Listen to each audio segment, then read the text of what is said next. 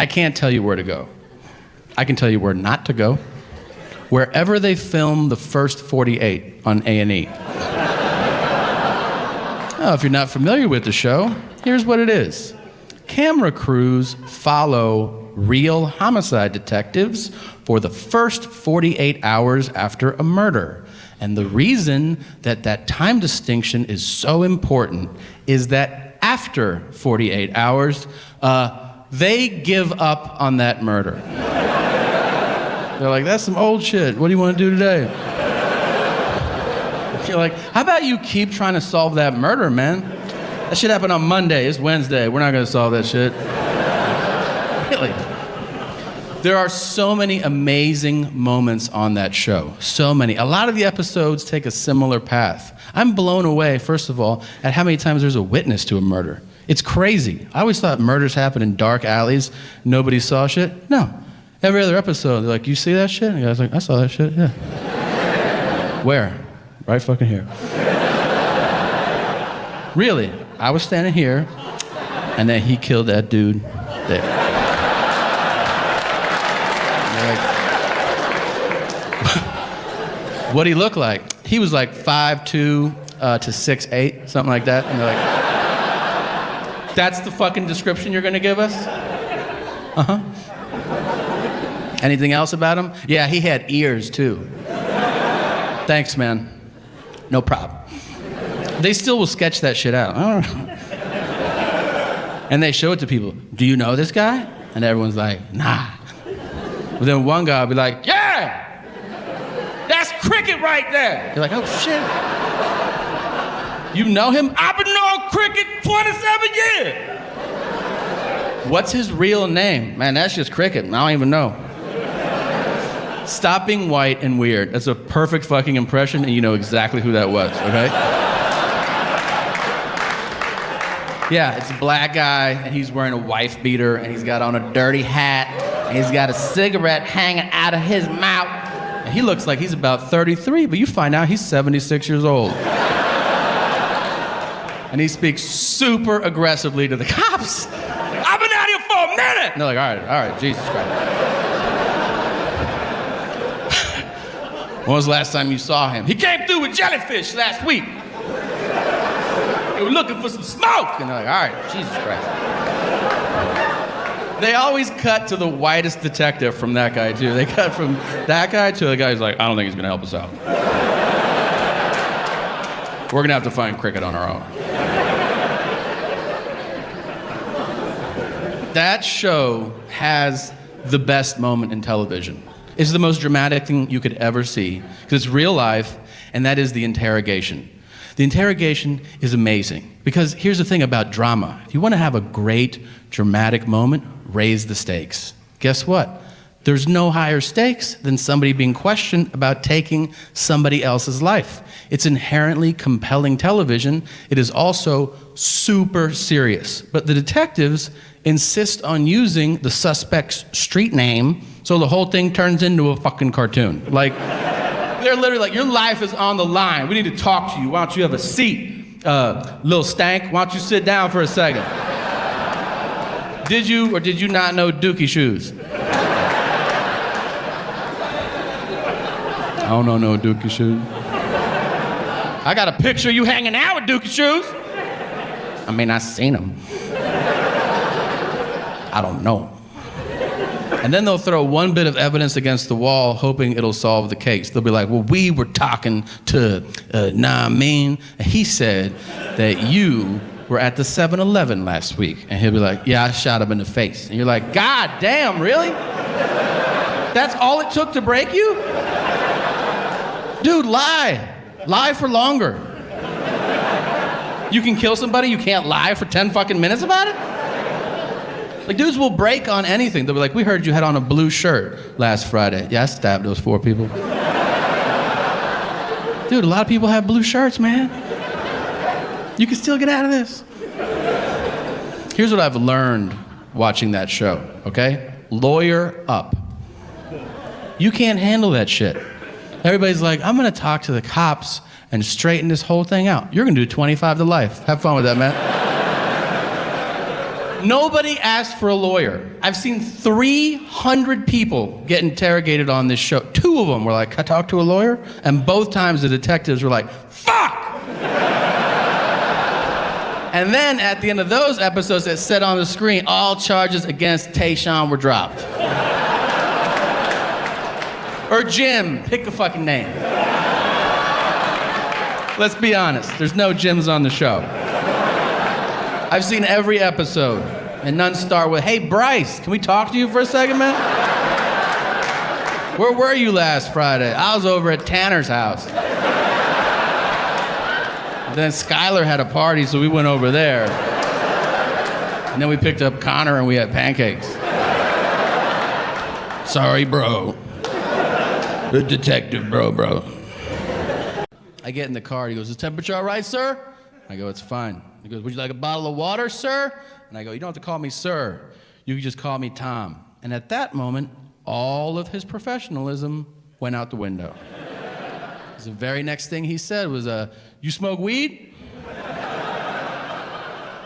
And I was like, "I mean, yeah, sometimes." And he goes, "Do you want to smoke some now?" And I was like, "I mean, yeah." But I don't think my driver should be offering me, you know? He doesn't miss a beat. He opens the console, he takes out a joint, he lights it, he passes it back. I hit it out of respect, right? Because he's old. Then I give it back to him, and the next thing he says is, "Yeah, I can't drive unless I'm fucked up." I'm like, "Do you hear what you just said?" And he goes, "Yeah, I'm ripped right now." And I'm like, "Well, hands on 10 and 2, motherfucker. Like, keep it together." I goes, "Is that all you do? Smoke weed? I can handle a guy that smokes weed." He goes, "Well, I love it all." I'm like, "What's all?" That's a broad statement. He goes, "I love coke, I love heroin, but there's nothing like smoking rocks. You know what I'm saying?" I was like, "No, I don't know what you're saying." Mind you, this is while he's driving, so it's actually like, "I love smoking rocks, man. You know." I'm like, "Dude, turn around." So I go, "Can I ask you something?" He goes, "Yeah, what's up?" I go, "What's it like to smoke rocks? I've never done that before." And he goes, "Ooh."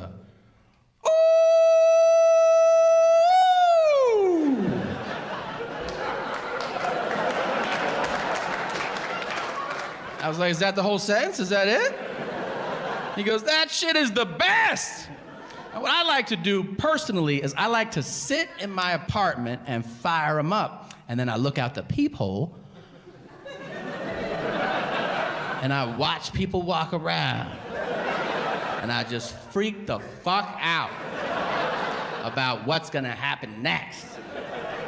And then he gave me a head nod like, "Doesn't that sound awesome?" I was like, "Dude, that sounds terrible. That's called a panic attack, and that's a horrible sales pitch for crack. Now I'm definitely not gonna try it." We pull up to the airport, and he goes, "None of my business, but I think you're too old to be messing with all these drugs." And he goes, "I don't do it anymore, Tom." Yeah, it was sir at the top of the ride. Now it's Tom, you piece of shit.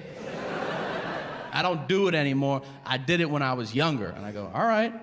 And he goes, "I mean, I still do it every once in a while. But you know what they say. If you do something every once in a while, it's not that bad for you." And I was like, "Dude, I think they mean that about like pizza and chocolate." Nobody ever means that for crack, just so you know.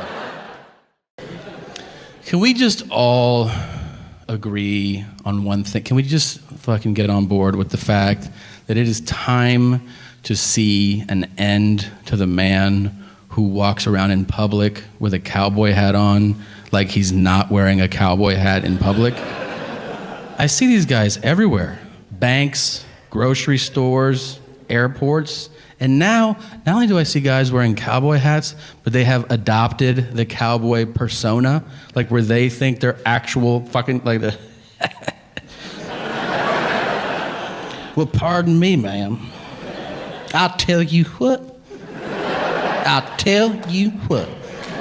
I'll tell you what. You look fucking ridiculous right now.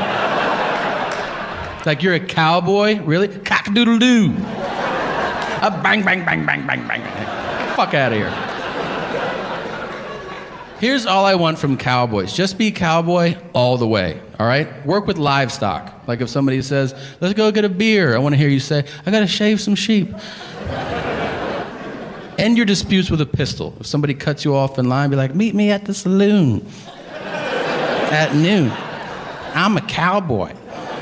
And you better ride a horse everywhere. If you wear a cowboy hat, you shouldn't be allowed to sit in cars or look at planes. You should just be like, I tell you what. I tell you what. San Francisco sure is a pretty city. Yeah, I'll see you there in 6 months when you get there on your fucking horse. If you're a cowboy, then I am a knight. I'm a knight, and I'm gonna wear armor every day in case somebody wants to joust, and you leave me alone because I'm doing the queen's work, okay, mummy? You know who likes to be cowboys more than anybody? You know who? 3-year-olds, because they're not developed yet. And they go, mommy, and you go, yes, you're a cowboy, and your sister's a princess, and your father's fucking Batman. You live in La La Land, you don't know what's going on right now. Cowboy hats should come with class rings. So I feel like the same guy that buys one buys the other anyway, you know?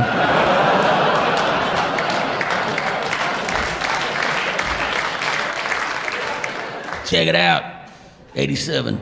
I scored 14 touchdowns that year. I just realized I do have a hobby. It's probably the saddest, most pathetic hobby there is, and that is just watching television shows. What is lamer than like, what do you do for fun? What's your hobby? Oh, I watch TV. That's so indicative of our country. And like, some people are amazing with their, like, oh, I build furniture. And you're like, that's your job? No, I'm a urologist, but like on the side, like you're like, oh, I like to watch my shows. I don't like the way people knock TV, though. It's all the same cliche shit they said when we were kids, they now say as adults, right? They're like, oh, you watch too much TV, it'll rot your mind, or you can't learn anything from television. But that's not true. You can learn a lot from television. For instance, without television, I would have no idea that Steven Seagal is out of his fucking mind. Or alive. I also didn't know that.